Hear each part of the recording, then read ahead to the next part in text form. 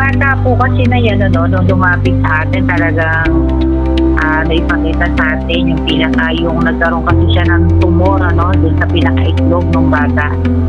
So, nung lumapit po yan sa atin, syempre talagang isip natin agad yung resource, dahil hindi biro yung nangyari dun sa bata, yung sakit niya.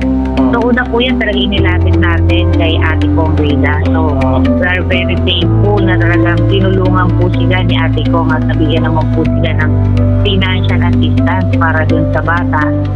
At yun nga, at sa pa talagang syempre ang ina ng barangay o ang kapitana ng barangay talagang kailangan pa rin humanap ng mga resources para tuloy-tuloy yung tulong.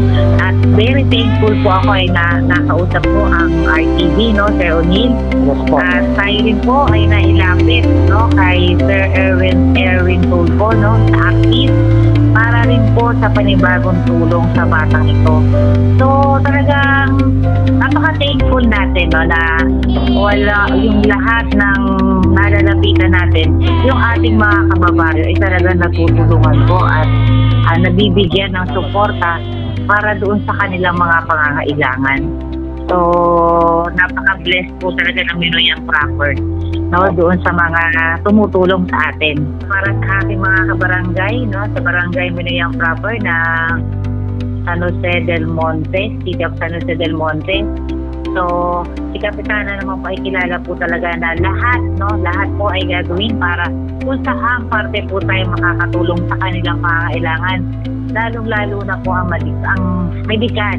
So, ang ating pong barangay ay meron po tayong mga assistance na binibigay at syempre alam naman natin na hindi yun sapat. Syempre tayo rin po ay may mga other sources gaya nito, Sir O'Neil, ang RTV, ito rin po ay ating nagiging katuang para makakonect tayo sa iba namang ahensya na pwede rin natin pagkunan ng mga tulong. So sa mga kabarangay, magtungo lamang po kayo sa ating barangay. Meron po tayong barangay social affair dyan na syempre nag-assist po talaga ako po bilang ako po ay nangangampanya. Isa po yan talaga sa aking ipinangako sa ating mga kabarangay na talagang pagdating sa medical, tutulong po tayo. Kaya po na kayo maupo, gumawa po tayo ng isang departamento na sila yung tutulong na mag-assist, mapamedical yan, mapaboreal, sila po yung mag-a-assist dyan para masabi ano yung pangangailangan, anong requirements ang kailangan nila. Kasi nga ayaw natin mangyari yung magpapabalik-balik sila sa barangay dahil kulang yung requirements, kulang yung ganito.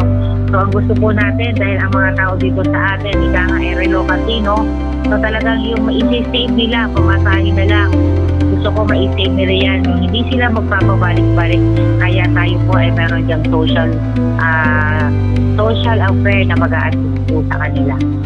Yan po.